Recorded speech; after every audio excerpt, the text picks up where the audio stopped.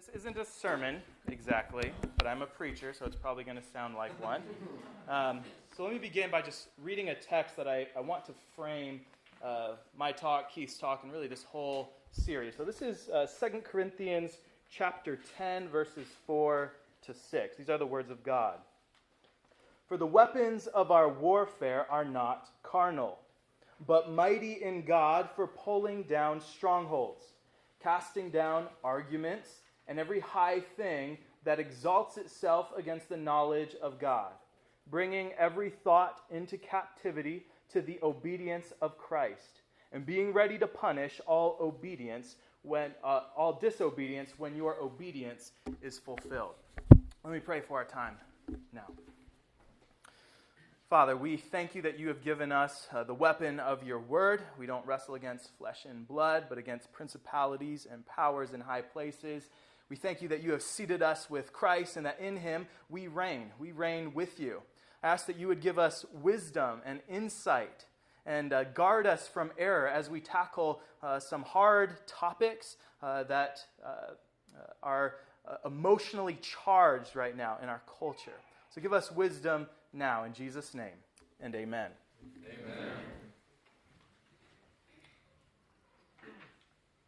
Amen. The hope is that there will be some Q&A time at the end of both Keith and I's presentation. So I'm going to give about a 15-minute presentation, then Keith, and then we'll open it up for questions. My announcement was going to be, I was going to give you a phone number to text in questions, but unless someone has the MZ Wi-Fi password, which if you have that, come give it to me for future weeks, you'll have to just raise your hand and be vocal if you do have questions. And this is part 1 of 3. So in that third one, we will probably do just Q&A. And we'll actually also have some questions for you guys. So we're hoping this series will be interactive. Okay, let's get into it. Racist, sexist, anti-gay, Douglas Wilson, go away. In April of 2012, Pastor Doug gave 2 lectures entitled Sexual by Design at Indiana University in Bloomington. Prior to these lectures, materials were distributed by protesters in order to discredit him and disrupt the event. They pulled quotes from his blog and books. They made signs in protest. Some of them even drew bruises and wounds on their bodies to demonstrate that Doug's words were in fact an act of violence, causing physical harm. You can actually watch these events on YouTube. You go on Canon Press's website or in Darren Doan's film, Free Speech Apocalypse. I highly recommend you watch that. And it records more of this event. At one point in that evening, the protesters yelled that they supported free speech, but that what was happening at this event was hate speech. So different category, and so the chants continued. Racist, sexist, anti-gay, Douglas Wilson, go away. Now, Doug describes this event as, quote, running into the tolerance buzzsaw. The tolerance buzzsaw. And we see this kind of thing happening more and more in our culture today. Maybe you have run into this buzzsaw amongst your friends or family members. And what these instances reveal is that tolerance actually means, for them, total conformity to whatever they say. Diversity actually means uniformity. Equality actually means treating people differently. As Orwell says in Animal Farm, all animals are equal, but some animals are more equal. And this is the fruit of social justice, civil rights, activism, and our current identity politics. And there's a long and complicated history for how we ended up here. But let me give you just 2 more examples, more recent ones, of this tolerance buzzsaw. And I want you to think if maybe you've encountered similar instances. So I'll give you 2 examples, one with gender and then with race. First, with gender. Maybe you heard there was an engineer at Google who was fired for, quote, perpetuating harmful gender stereotypes. What were those stereotypes, you ask? Well, he said that the biological differences between men and women may account for why there is not 50% representation of women in tech and leadership roles. So maybe you've heard about things like the wage gap or why there isn't more women in tech. And there's whole conferences and movements to get more women in tech. And so Google's like, why don't we have this? And this guy's just thinking out loud here. He wrote this memo suggesting there might be some biological reasons for this. So let's see what some of those reasons were. And I don't know if this guy was a Christian or not. I don't think he was. So you can feel free to disagree with these. But these are the examples he gave.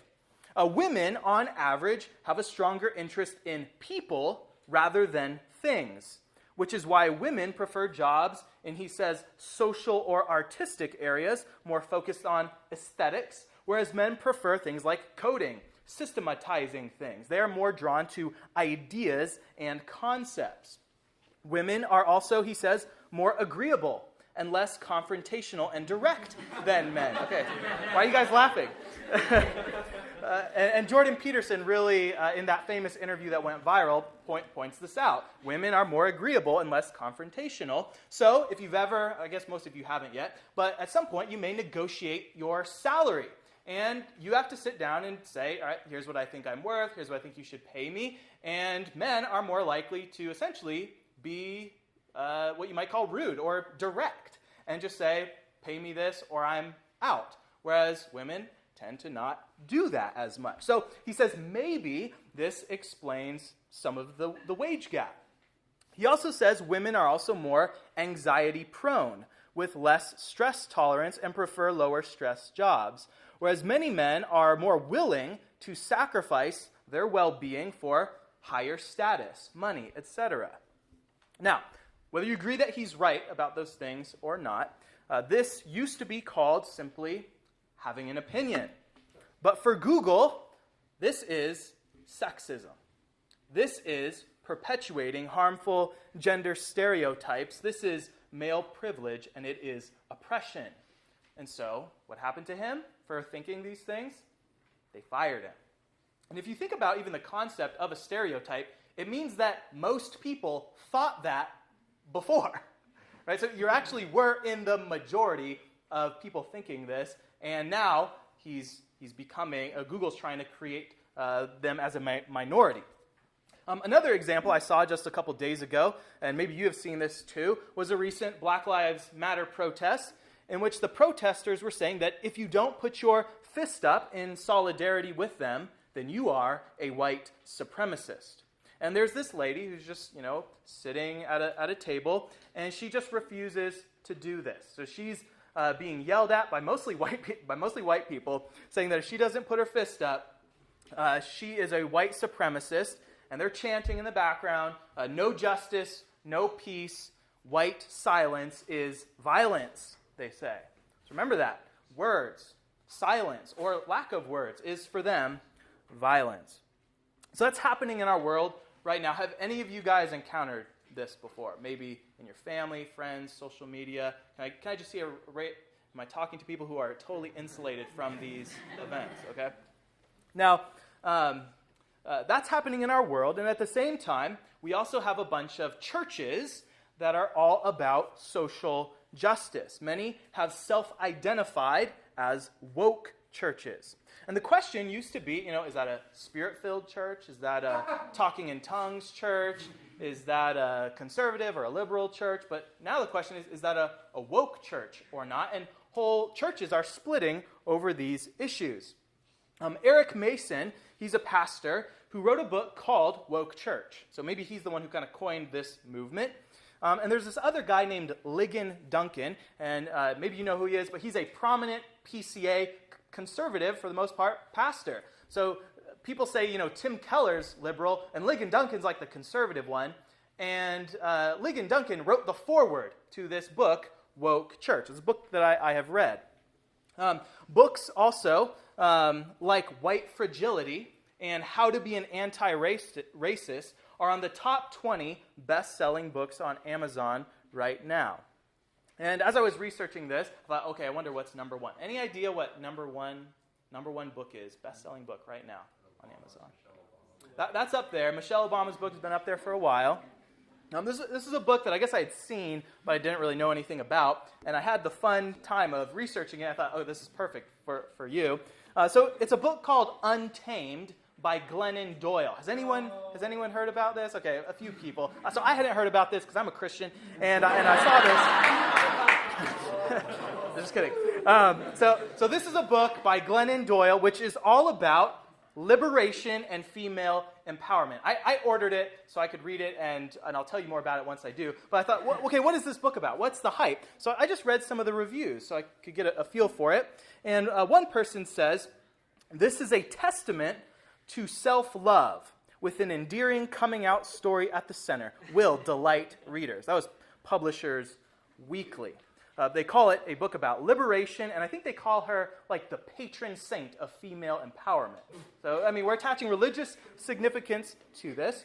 And if you notice, as you read these reviews, there's this language of freedom and liberation that constantly comes up. Something that used to be associated with like actual slaves going free now applies to 40-year-old white women, apparently.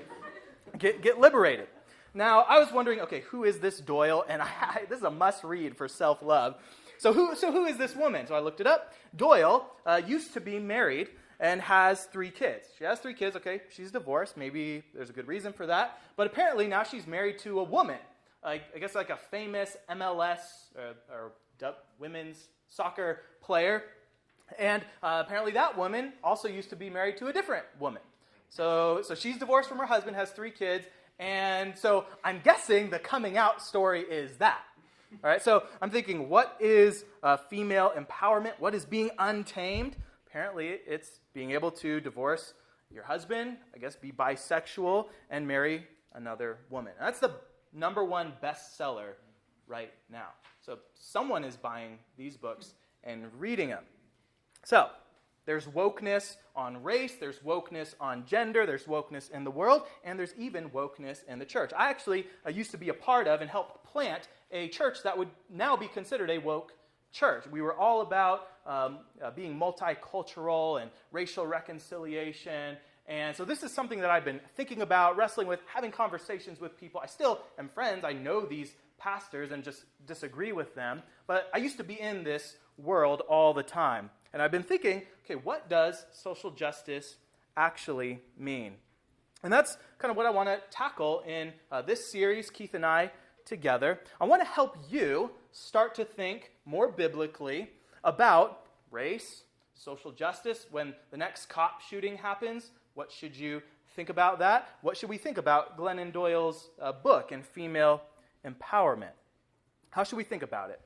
There are really real injustices in this world, and Christians should fight them. And it's really easy for you to just say, the world's going crazy, I'm just going to do my thing. But you know what Jesus says in the Sermon on the Mount? He says, seek first the kingdom of God and what? His righteousness. Seek first the kingdom of God and his righteousness. And that word righteousness is the same word for justice. Okay, so inherent in being a Christian is seeking first God's kingdom, and with it, not the world's righteousness, but God's righteousness. Not the world's justice, but God's justice. And so we need to start thinking about what is biblical justice and how should we bring that to bear on issues like race, gender, and so on. So I want to start with a question for you. When someone calls you racist, sexist, anti-gay, as they called Doug, what is the unifying thread that holds those things together? Racism, sexism, anti-gayism. The people that are doing this. Is there a common denominator there? So I'll just give you a sec. Does anyone want to just hypothesize why race, sex, anti-gay, why these are all kind of together as an issue? Jane? Because it all points to your identity. Okay. Okay. Yeah, it all points to your identity. Other ideas, or does anyone want to elaborate on that besides Keith? Because that's probably like your whole talk. Any other ideas? Yeah, Thomas. They're minorities, or have been minorities. Okay. Yeah, so the funny thing, Vodi Bakum came out here and gave a talk called Why Gay is Not the New Black, and he pointed out something that I never thought about. He's like, there's more women in America right now, and yet they're treated as a minority class. And I was like, yeah, that's true. They're numerically the majority, but they're having this minority status. Good. Any other, maybe one more person? Yeah, Esther. I hear a lot of how they're the oppressed groups. Okay. Yeah, so that kind of goes on along with minority. So you're being subjugated or oppressed by a majority culture. Okay, good answer. I guess I don't have to give this talk. You guys are well informed. So I think those are good explanations and correct. I think there are a few other explanations, some historical, the way civil rights and second wave feminism unfolded in the 60s. There's a whole historical argument for how we got here. There's also the whole project that was begun and continues with critical theory, which Keith and I will probably talk more in depth about later on. But tonight, what I want to do is just give you a really simple and short biblical religious framework for understanding what is happening in our culture right now. So here's the principle I want you to take home and internalize as you do cultural analysis, as you are being trained up as adults to go capture culture. You need to be able to read what's happening. And so take this principle to heart. Whenever there is a change in the laws of a land, so we had Obergefell, same-sex marriage is a thing now. So whenever there's a change in the laws or morality of a land, there has most certainly been a change in the gods. Okay? So religion is the fountainhead, and law, culture, music, movies, all those things are downstream from it. So if you're downstream and you're saying, these are the movies, these are the laws we're making, you should look and think, what is the God that is the source of all of these downstream effects? Okay? So we need to think Christianly. Religion is upstream from everything, and this is because God created us in his image, and we are therefore inherently and inescapably religious. We are inherently worshiping creatures, and everyone all the time is worshiping someone or something. And Psalm 115 says that you are becoming like whatever thing you are worshiping. Cultures, more and more, become like whatever God they are worshiping. Now back to my question. How would I answer what that unifying thread is? And I want to argue that the common denominator that ties these woke ideologies together, that explains why those books are on the Amazon bestseller list, and why those students in Bloomington chose the labels of racist, sexist, and anti-gay to silence Pastor Doug, the common denominator there is a common religious commitment to humanism. Humanism. Humanism is the religion of fallen man. It has many manifestations, whether it's Islam or Buddhism or atheism. Those are all humanistic. From a biblical perspective, you either worship the one true and living God or you worship idols. And what is man's favorite idol? Himself. My mother-in-law is an amazing woman, and my wife tells me that growing up, if the girls were spending too much time in front of the mirror getting ready, she would tell them, stop worshiping yourself. Right? Stop worshiping yourself. And I love her for that, right? Let me give you a sample of humanism from the humanists themselves. Don't just take my word for it. I'm going to read you a series of quotes from a guy named Jean-Paul Sartre, who was a French philosopher, novelist, and activist, and he died in 1980. And he says in a talk he gave in 1946 called Existentialism is a Humanism, the following. So here's your dose of humanism from Jean-Paul Sartre. He says, there is no human nature because there is no God to have a conception of it. Man simply is. End quote. Man is nothing else but that which he makes of himself. Right? That's like a Nike slogan or something. Right? He says, Dostoevsky once wrote, if God does not exist, everything would be permitted. And that, for existentialism, is the starting point. And if indeed existence precedes essence, there is no objective reference point for human nature, then man is free. Man is freedom. In response to a man trying to decide whether to go to war or stay back and care for his mother, Sartre tells him this, you are free, therefore choose. That is to say, invent. No rule of general morality can show you what you ought to do. You should go to this guy for advice. He says, invent. And then he goes on and says, if I have excluded God the Father, there must be somebody to invent values, referring to himself. So there's no God. You invent your values. And now here he gets poetic. In life, a man commits himself, draws his own portrait, and there is nothing but that portrait. It goes on. Life is nothing until it is lived. There you go. But it is yours to make sense of, and the value of it is nothing else but the sense that you choose. So this is Sartre. And for Sartre, man makes himself. There is no God, and so he says man is free. There is no God to give laws or define morality or even human nature. So man can invent his own laws and morality and define who he wants to be. And this is not a new idea. This is the oldest lie, the oldest idea. It's what Satan tempted Adam and Eve to do, to become their own gods, to determine and judge for themselves what is right and wrong. In the garden, Satan offered us something.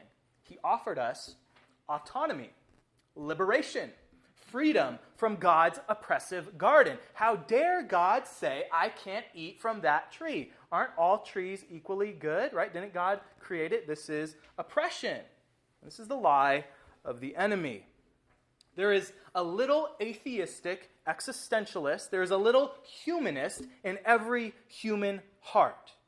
Humanism is the religion of your sin nature, and your sin nature continues to lust for autonomy, for independence from God. And this has created an entire industry of people to sell you those lies. The white fragility books, the how to be anti-racist books, Untamed. This is all religious propaganda for humanism. So to summarize, what is humanism? Humanism is the religious belief that man is ultimate and not God. Man is lawgiver and not God. Man is creator and captain of his own destiny and not God. And that is the religion, that is the common denominator driving our cultural revolution on race, gender, and gayness. Next time I'm going to draw the lines for how humanism and social justice are connected. But for now, I'll hand it off to Keith Darrell for the next portion. Thank you.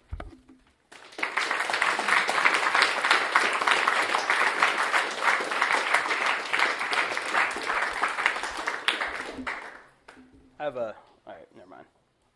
I had a phone call coming in, and I wanted to record myself. So if I get talking, we'll be here for a while. So I'm going to try to keep it tight. For those of you who don't know me, I'm Keith Darrell. I do open air preaching on college campuses. So I'm usually traveling around the United States preaching at this point.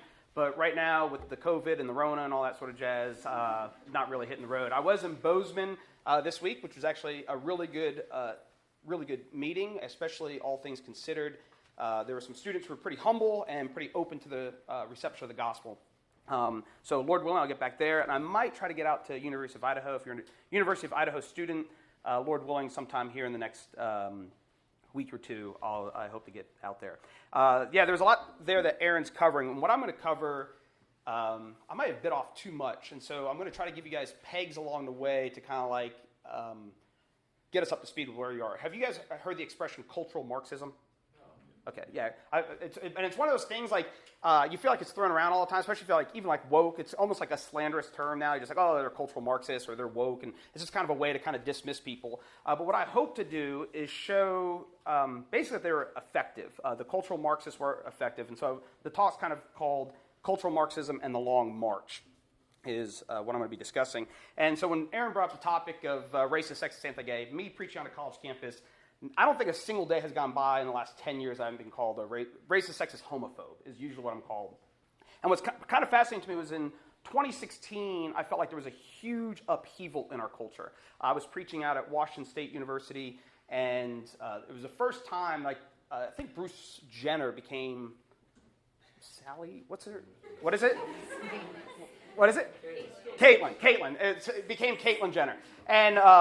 And that was and that was at the beginning of the year. And one of the things that was really funny at that time that no one knew what to do with, you had Rachel Dolezal, who's up at Spokane, who was like the white girl leading the NAACP. And so like here's Bruce Jenner becoming Woman of the Year, and then Rachel Dolezal is being sold out. Now, my hunch is there's more in common between a white woman and a black woman than there is a white man and a white woman biologically and all that entails. So that was kind of fascinating. So I'm preaching out at Washington State, and it was the first time I heard that there were 66 different genders. And I'm just preaching, and a girl's mad at me for believing in male and female. And I honestly had never heard this before. And she blurts out, "How dare you? There are 66 different genders." And I go, 67's too liberal, 65's too conservative, and she goes, "Oh." And so she just heard 66 and she was running with it. She had no idea where she got that number from, but that's what she was going with.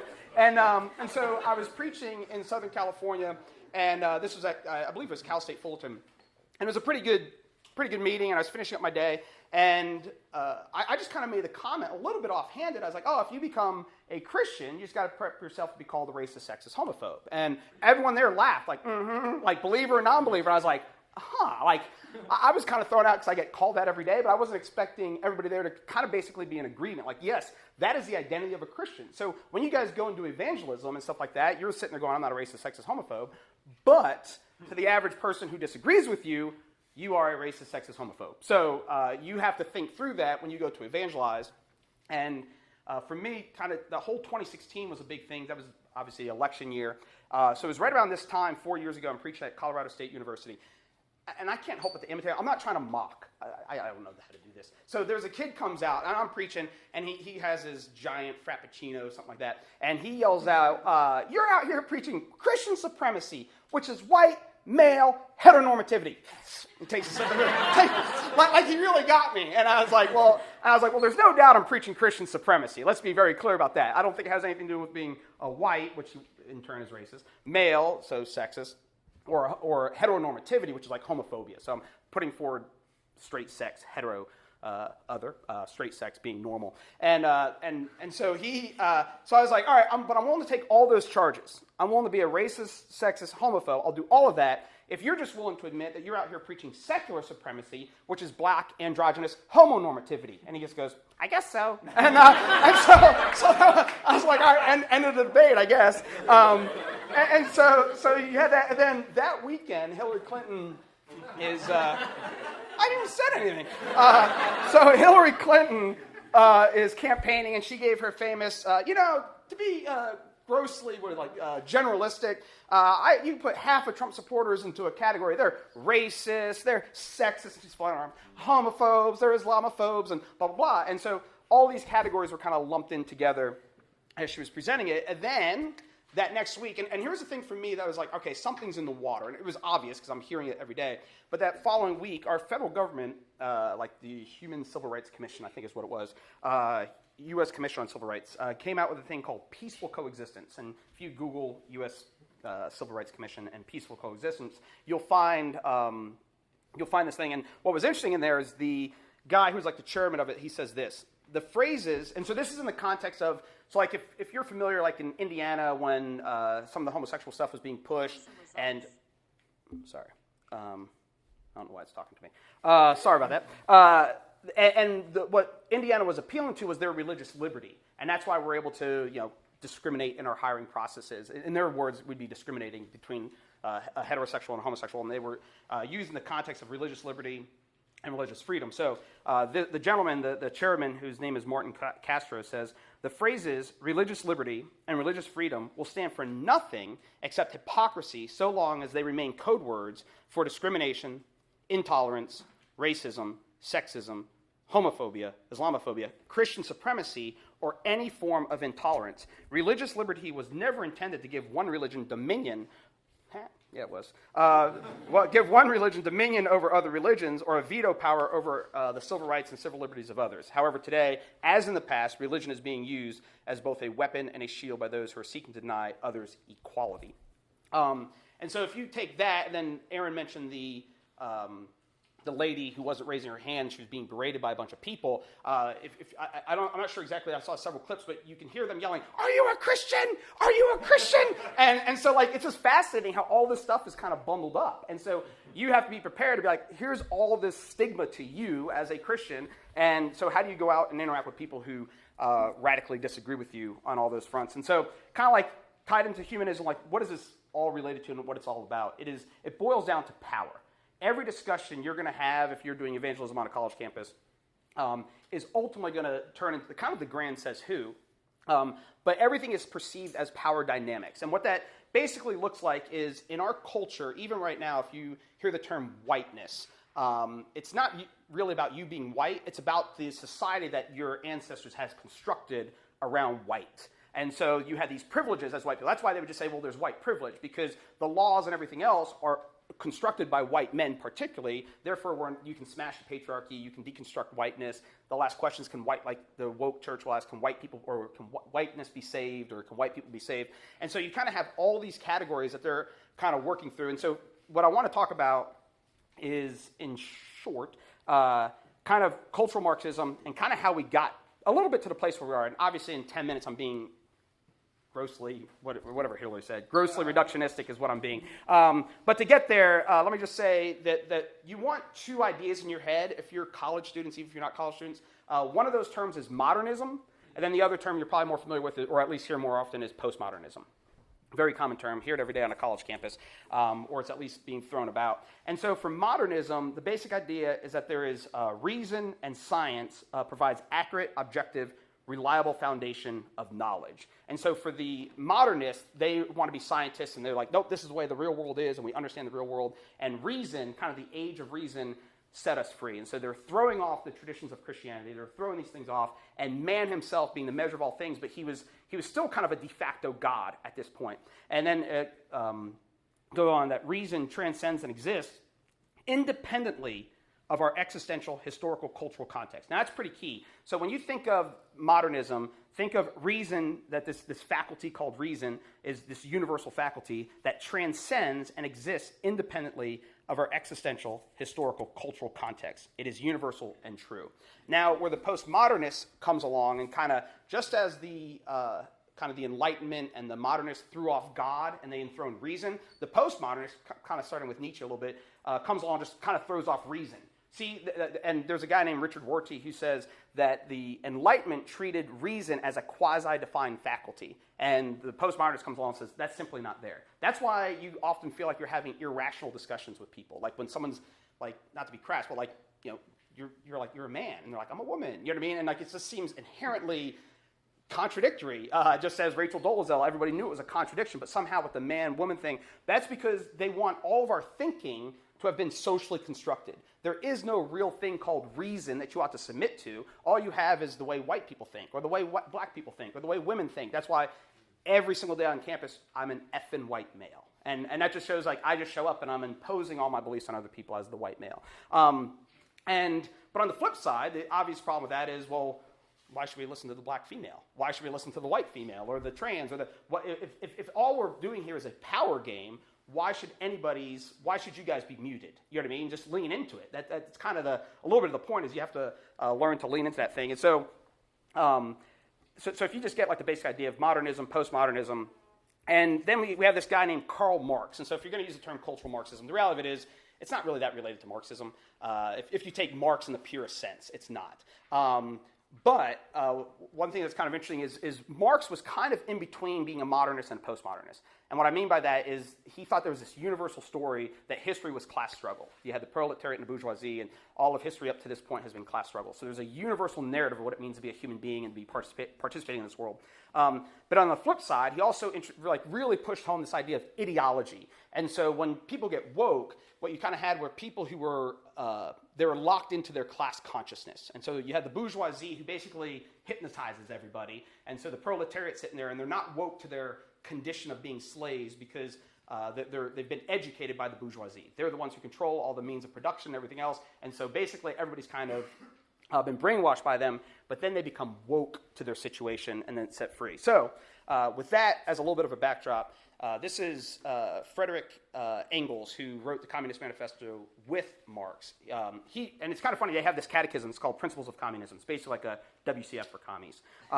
And so the question is, what is communism?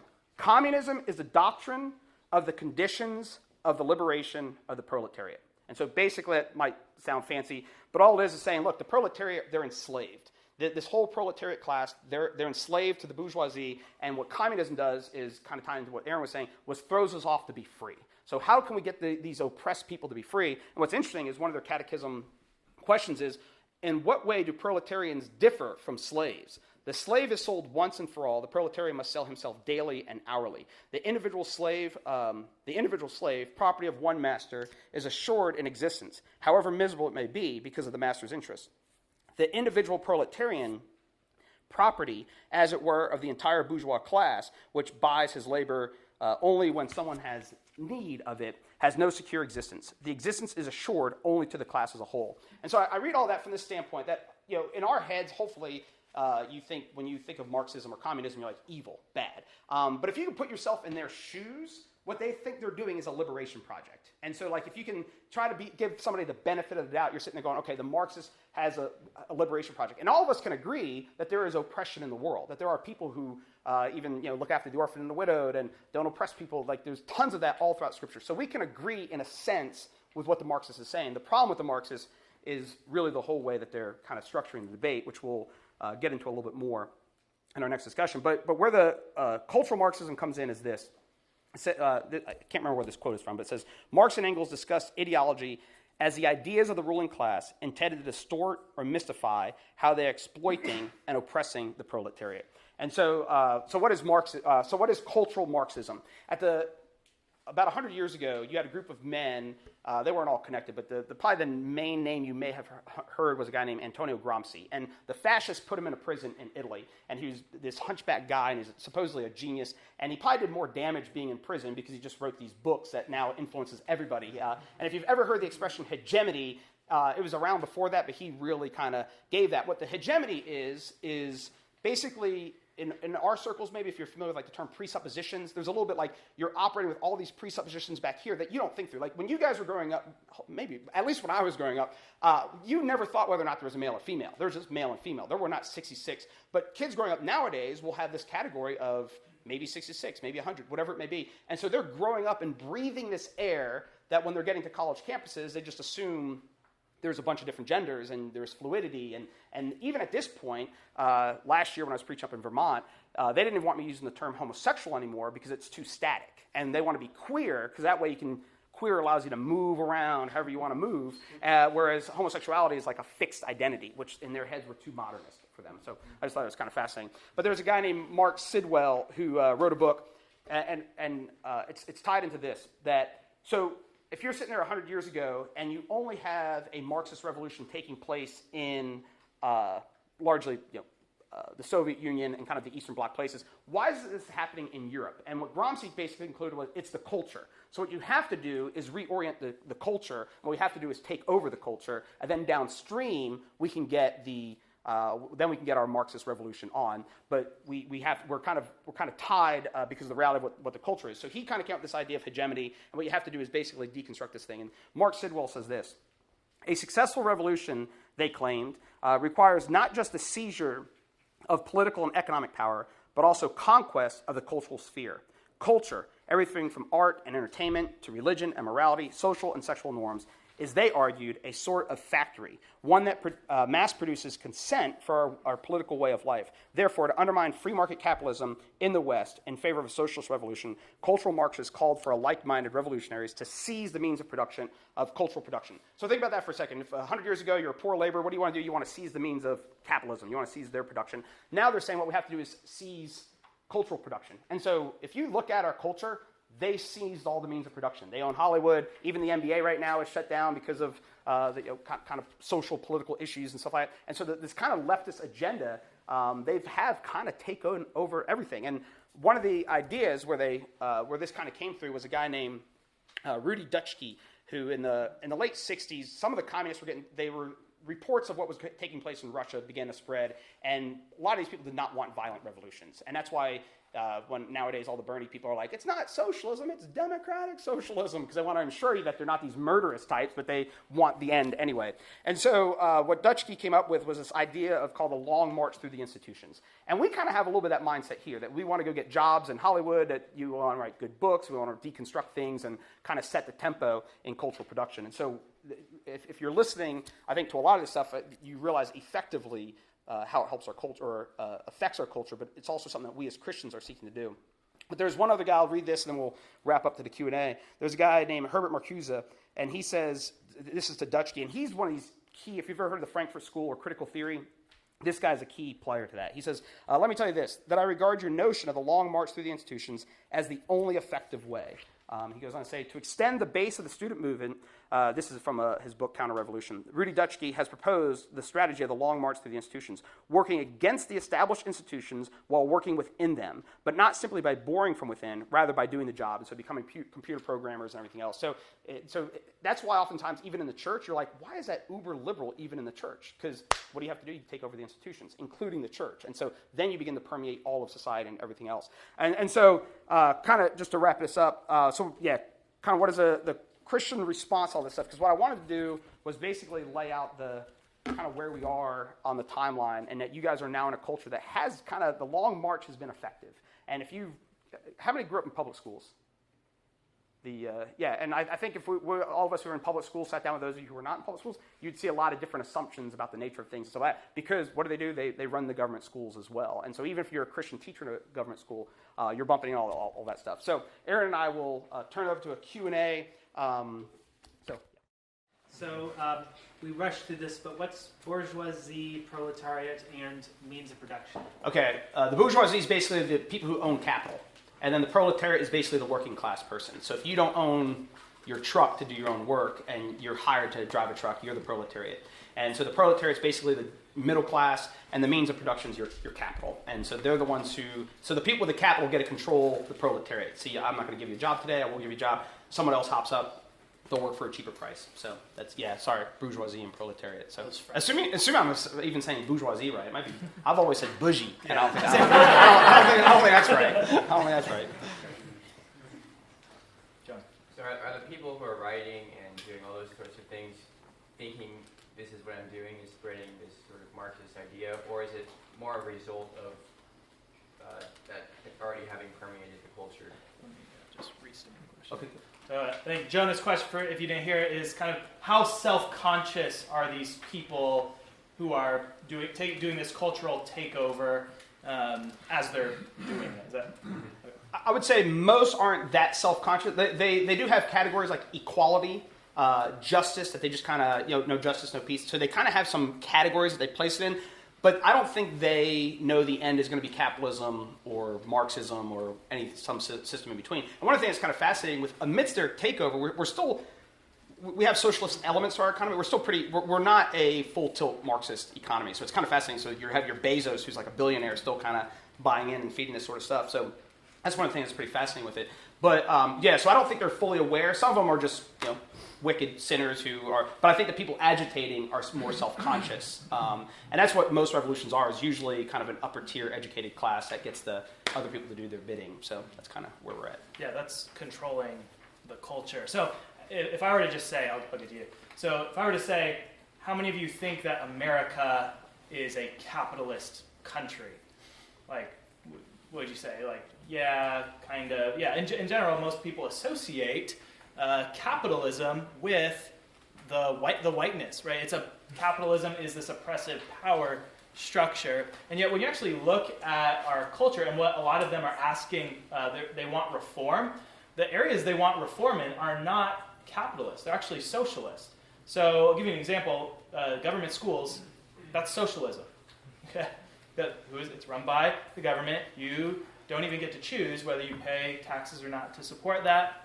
And they're saying we need more money, we need to reform the schools. Well, they're the ones who actually own the schools. And then other examples of this would be things like welfare and social security. So there's actually a lot of socialism in our country at the same time that they're saying America is this capitalist nation that needs to be overthrown. Cool. So you were talking about, you were kind of explaining the communist from his own perspective and encouraging us to see him from his own perspective. And earlier on you were talking about I forget male or female, that was talking about the 66 genders. Mm-hmm. And you talk about that and we all laugh. But is there a benefit to trying, even something so ridiculous as 66 genders, is there a benefit to try to get into that person's shoes as well and understand it from the inside out? And if so, what is that benefit? Yeah, do you want to repeat the question? Or I'll just... I think it was loud enough. Okay. I would say there's a huge benefit, even from an evangelism standpoint, that the person coming up to you who... And not so much... let me qualify this. The person who comes up to you, who is Bruce Jenner, and coming up to you saying, no, I'm really a female, you do want to enter into their, not their philosophy where you jettison Christianity, but you want to enter into it like, here's a real sinner coming before you, and whether they're an adulterer, whether they're a murderer, whether they're confused on their identity, I think that's a real condition that they have, and I don't think they're making it up. I think, and so Washington State, a lot of my stories will come from Washington State because I preach there a lot.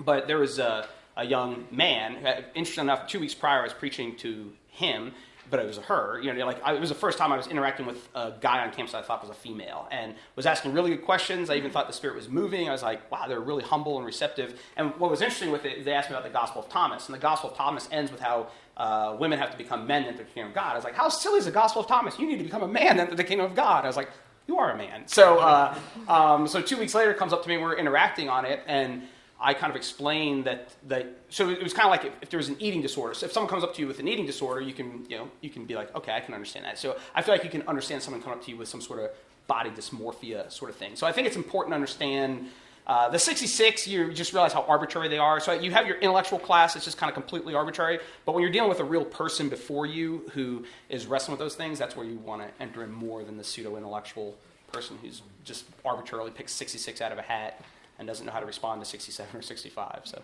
yeah, I think one of the biggest challenges for you is going to be knowing how should you spend your time right now arguing with people.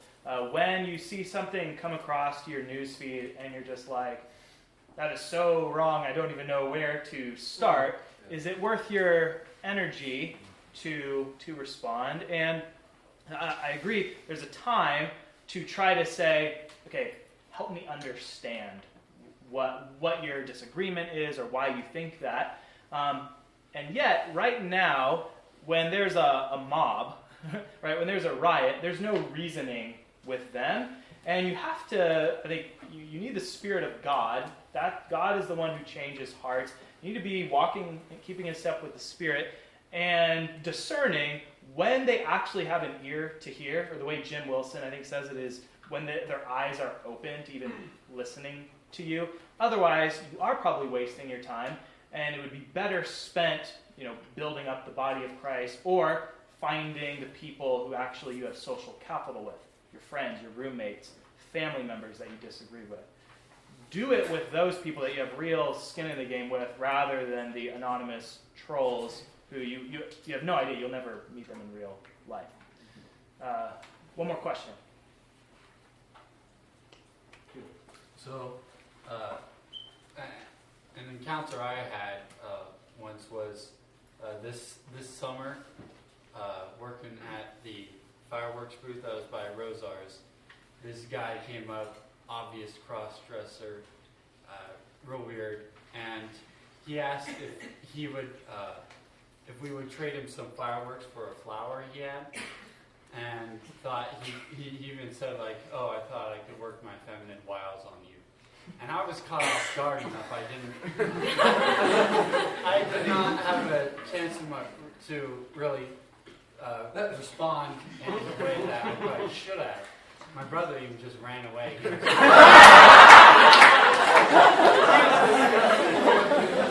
So what would have been a good thing to say, or really should I have mentioned something to him? in that context, I'd just let it go. Give him a firework. Yeah. I'd personally probably just let it go. You know what I mean? Like, you're not going to have a substantive conversation. Any rebuke is just going to be met with the hateful Christian who, rebukes the flower guy or whatever. And there's times, so for those of you who've been around, and you've been at, say, the Toxic Matriarchy event, or whatever the last one we did was, The Lost Virtue of Sexism. So there's certain people there who are there simply to express their angst. It's kind of a religious zeal they have. You see this also when Doug gave the talk. They're not there to have a conversation with you. They're there to protest. They're there to kind of blow some steam off with their friends. And yet there's still a ton of really good opportunities for conversations. It's probably just not going to be with those people. It's going to be for the people who are kind of in the middle. They're probably not Christians. This is just the culture they're in. But there's something in them that's saying, like, this doesn't seem true. This doesn't seem right. The cool thing about being a Christian is you have reality on your side. Right? You have the truth on your side. And we'll get into this in future sessions, but as you're interacting with people, you can just ask them questions like, is that true? Is it true? Mm-hmm. And a lot of times, we can do the by what standard, you can get into all sorts of things, but you have the truth, and you should be seeking the truth, and shouldn't be afraid of the truth if all truth belongs to God. Yeah, and tied in with that, when I was mentioning the modernism and postmodernism thing, you should be able to leverage your postmodernism when you're dealing with the modernists in a way. Because as Christians, we are saying, yeah, there is a universal logos. Is it logos or what do you guys say around here? Whatever y'all say. But yeah, Jesus is, in John 1:1, he's the logos. And so he backs the cosmos. So you do have a universal personal logos that's backing the universe. What you don't have is just a materialist version or an enlightenment version of that. So in that sense, we're kind of like the modernists in that we have this universal that is backing the cosmos, but we're also like the postmodernists in that we want to critique the modernists and see how they get to their universal logic and all that sort of stuff.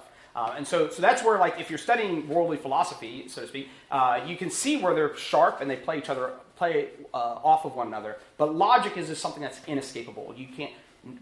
The postmodernists can't talk, I can't talk, no one can talk without using logic. Because if all my words can mean they're opposite, we're done communicating. And I was at Colorado State, I think it was the same time with the kid with the drink, the Frappuccino. There's a lady there who was complaining I was, I think, way too much like a Westerner. I was a white Western male, I'm thinking way too much like a Westerner. And I was like, so you're telling me, and I'm too binary. That's always the word I hear, binary. You're too binary in your thinking. I was like, so you're telling me I can either think your way or my way? She goes, that's right. I was like, and that's not a binary? She goes, oh, you don't get it. All right, maybe I don't, but that sort of thinking is inescapable, so you should feel comfortable utilizing it in your life, because that's the way the Lord has made us to be reasonable creatures. That's not the only thing of God, but yeah. Well, with that, why don't we pause there? Let's stand, sing the doxology, and then Matt will come up and give a couple announcements.